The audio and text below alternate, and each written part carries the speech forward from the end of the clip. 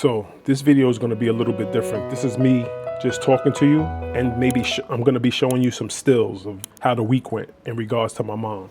So in the last video, my mom went to the doctor. Everything was good. You heard her talk and everything. That morning when we woke up, which was Friday morning, we went to the doctor Thursday.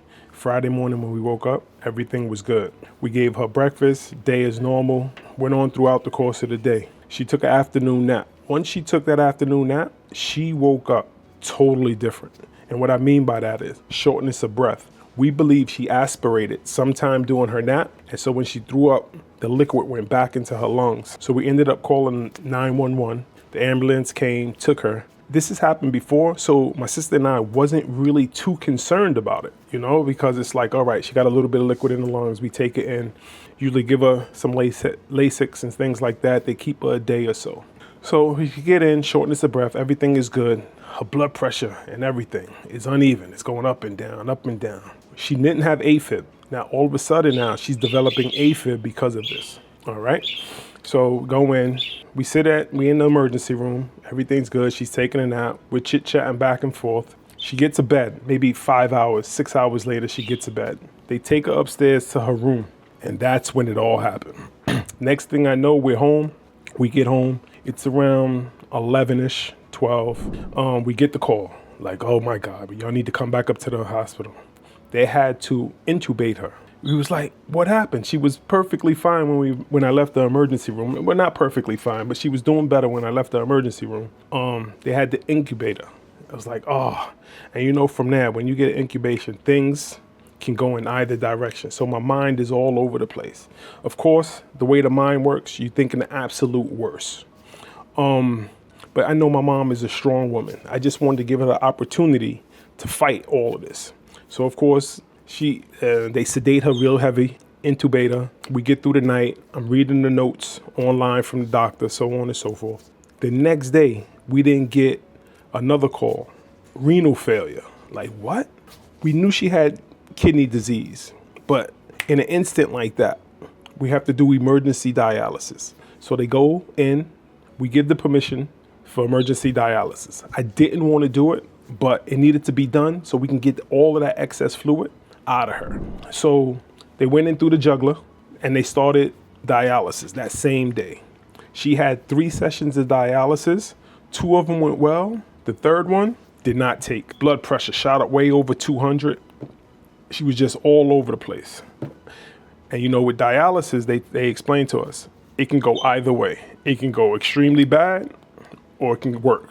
Of course, we're praying that everything works out. At the same time, I'm conflicted because, yeah, it may work, but I don't want my mom to be in any sort of pain or her quality of life going down. Her quality of life is already diminishing. I just didn't want it to torpedo to the ground and her quality of life is just done. To me, it doesn't make sense. So we get the news, everything is good. She stabilizes, we go up. She's still intubated at this time, so she can't talk. They still have her sedated a little bit. Still on full oxygen, everything like that. I'm only doing stills. I'm not doing any video of her on this one. So the days go by. Things are improving slowly. Come to find out, she has a couple of blood clots. All right, like where did they come from? She got blood clot in her arms. What happens is my mom had a sore on her backside, which me and my sister was attending to. So we would lay her sideways. And what did that do? We put her on her arm. Her constantly laying on her arm, she formed the blood clot. So they put her on heparin. So she's been on a heparin drip now for a couple of days. They're going to end that heparin drip on, I think they're going to end that heparin soon. And they're going to put her on, I forget the medication they're going to put on. But it's an expensive one. It's a blood thinner. Make sure she doesn't form any more blood clots. So what I did is I went out and I got a few things. I got a cushion, not a cushion, but an air mattress for her bed. So you can inflate and it's on a timer. So it inflates and deflates. It basically positions the body so you don't get bed sores. I also went out, I got an air purifier. We're in the process of getting a medical bed. I'm throwing out all the furniture in her room. When she comes back to the house, all that furniture she thought she had will be gone. Everything, the entire room will have to be more sterile because again, we will now have to start dialysis sooner rather than later on a regular basis. that's basically where we stand now. She is doing better. Of course, I'm always going to say she's not out of the woods, because with this illness and then with the heart failure and with the kidney disease, anything is possible. I tell her, they took out the tube maybe 4 days later. So I'm going to say they took out the tube on Thursday. I think they took out the tube on Thursday. And she was real, raspy and stuff like that. They evaluated her. Her speech has been getting a little bit better each day. To me, I just hate seeing my mom's that way.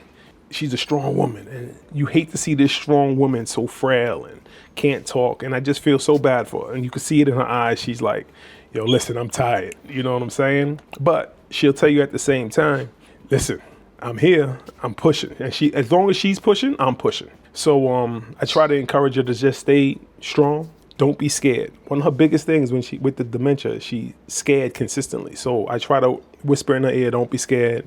I have her back. Shantae has her back. Don't worry. The decisions are always hers.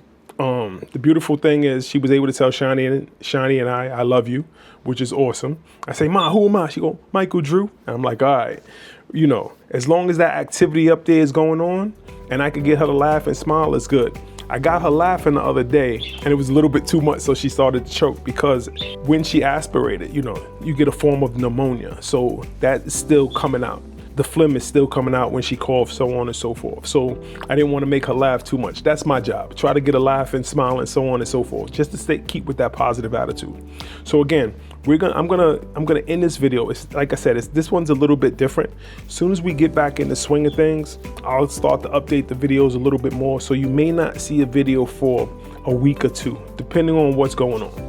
Because I know my mom is like vain, so she wouldn't want you guys to see how she is. But again, I am gonna show little bits and pieces, because the whole object of this channel is to show you guys the truth about this disease and what it leads to down the road, so on and so forth. And I promised I would show the good and the bad. It's just this particular time I had to get my mental adjustment correct in order to sit in front of this camera to talk to you guys. So again, please support the channel, like the channel, give a big thumbs up, subscribe, share. Do what you have to do. Please share our story, because I definitely want people to see my mom and see how this journey is going. Anyway, y'all be well. Take care.